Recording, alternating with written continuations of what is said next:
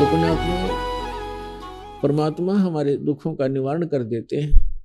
हमारे पाप संस्कार में जो पाप कर्म होते हैं उनको, उन कांटों को निकाल देते हैं।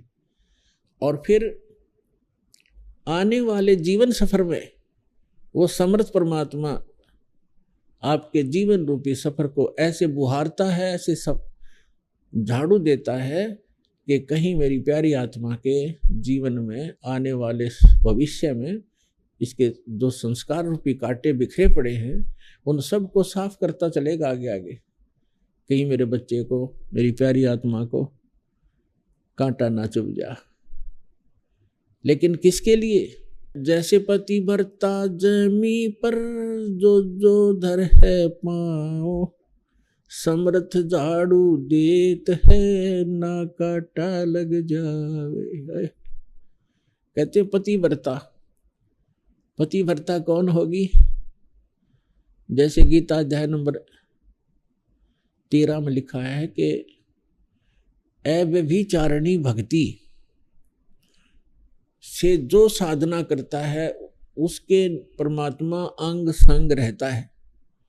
व्यभिचारिणी भक्ति कौन सी है? जैसे लड़की अपने पति के अतिरिक्त अन्य कई व्यक्तियों से भी संबंध रखती है तो वो व्यभिचारिणी लड़की है। और अव्यभिचारिणी पतिव्रता अपने पति के अतिरिक्त चाहे कोई सोने का बन के खड़ा हो जाए उसमें आस्था ना रखती तो वो अव्यभिचारिणी है। तो व्यभिचारिणी भक्ति वो है कि हम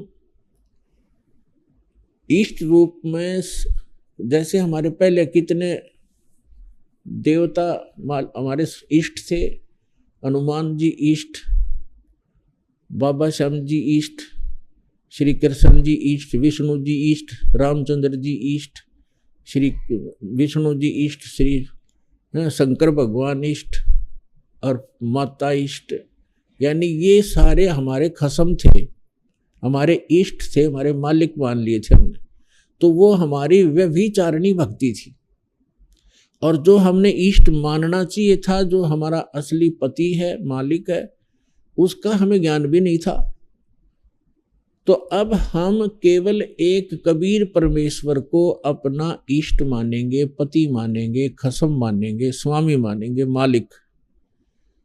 और अन्य जितने भी देव हैं, जितने भी मंत्र जाप हम करते हैं, ये उनको हम इष्ट नहीं मानते।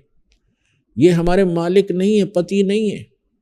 जैसे वो हमारा ऐसा व्यवहार है जैसे एक पतिव्रता लड़की एक ज्वाइंट फैमिली में रहती है, उसमें देवर देवरानी होती है, ननंद जेठ जेठानी सास ससुर, ये सभी होते हैं। और वो सभी को यथोचित आदर भी करती है।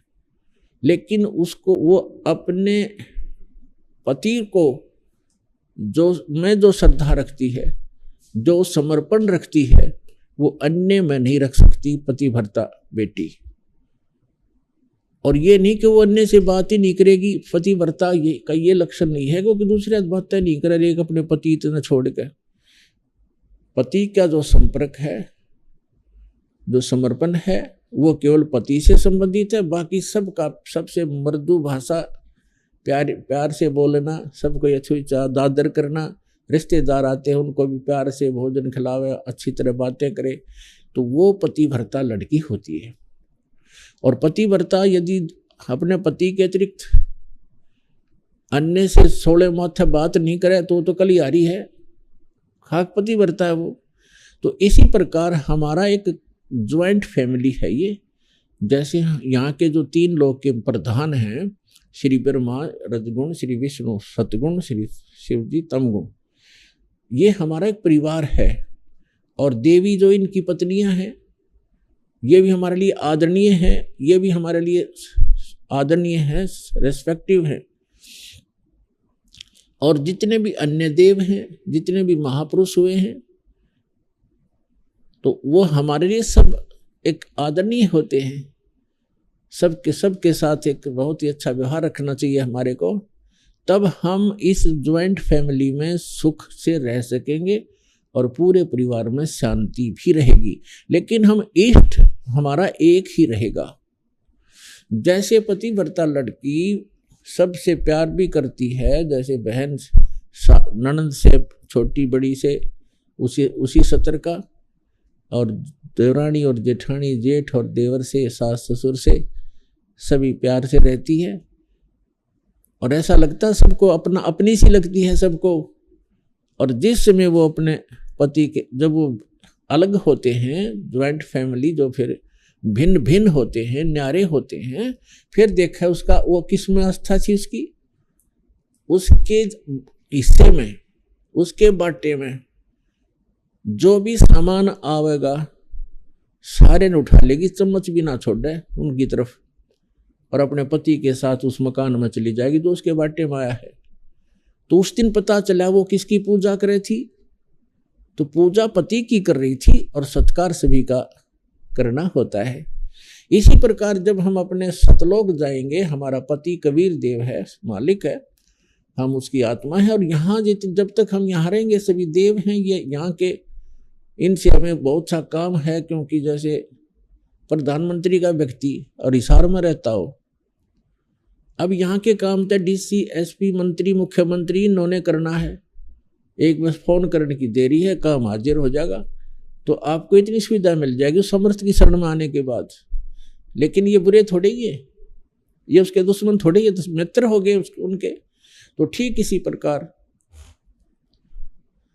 हम अपने कबीर परमात्मा को एज ए इष्ट पूजेंगे, और बाकी ये सभी देव हमारे आदरणीय हैं। ये हमारे सारे काम दौड़ दौड़ के करेंगे, आपके साथ रहेंगे, आपकी सुरक्षा करेंगे, क्योंकि आप समर्थ के बच्चे हो। प्रधानमंत्री का कोई रिलेटिव यहाँ आवे, फिर देखो एसपीडीसी कैसे हाजिरी लगाओ डेली उसके सामने। तो कहने का भाव ये है कि ये बुरे नहीं हुए, हमारे जितने भी देवता हैं ये हमारे साथी हैं, ये अच्छी आत्माएं हैं। लेकिन हम इनको तंग करा करते हैं।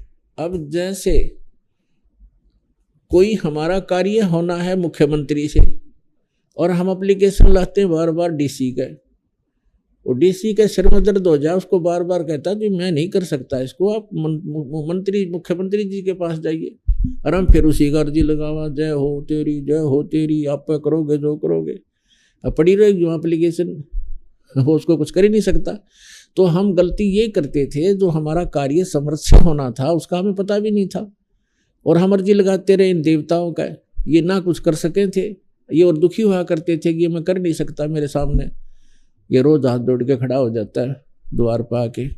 तो इस प्रकार हम अज्ञानता से अपना टाइम भी वेस्ट करते थे, और उस लाभ से भी वंचित रह जाते थे जो भगवान से मिलना होता है।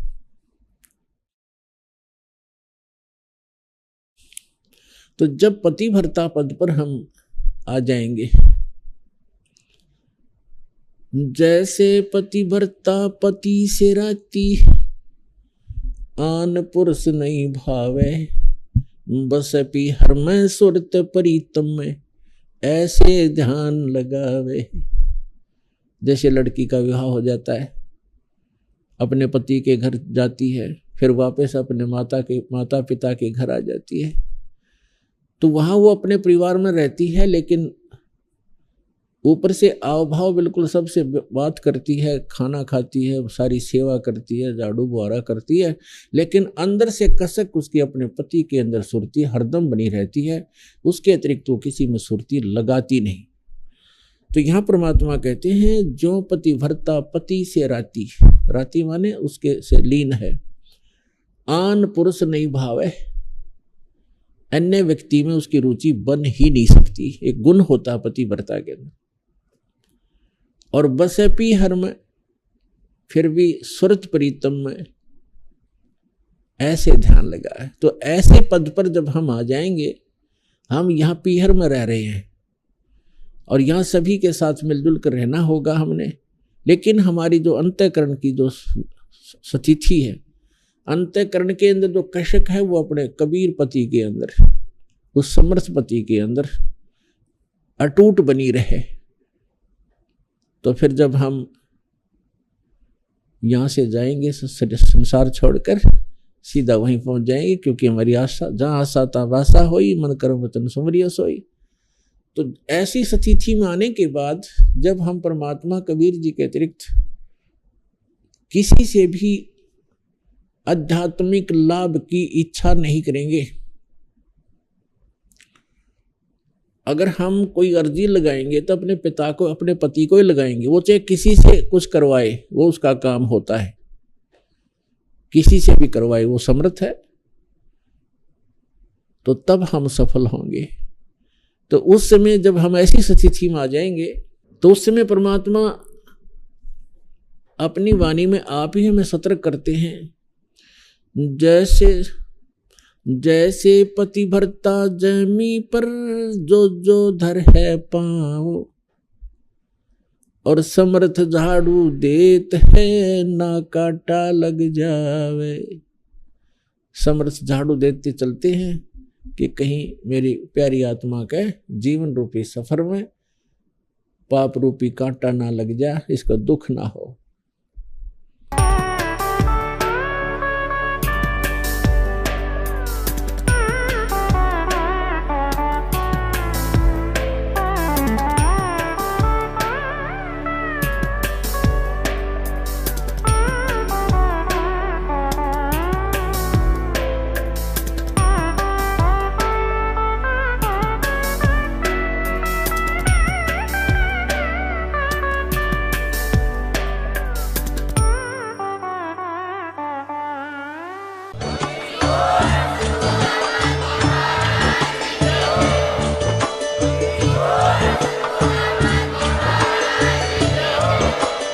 आप सुन रहे थे जगत गुरु तत्वदर्शी संत रामपाल जी महाराज जी के मंगल प्रवचन। अधिक जानकारी के लिए विजिट कीजिए हमारी वेबसाइट www.jagatgururampalji.org। संत रामपाल जी महाराज जी के शुभ आशीर्वाद से पूरे विश्व भर में 500 से भी ज्यादा नाम दीक्षा केंद्र हैं, जिन पर संत रामपाल जी महाराज जी द्वारा ऑनलाइन निशुल्क नाम दीक्षा दी जा रही है। अपने नजदीकी नाम दीक्षा केंद्र का पता करने के लिए संपर्क करें 8222880541।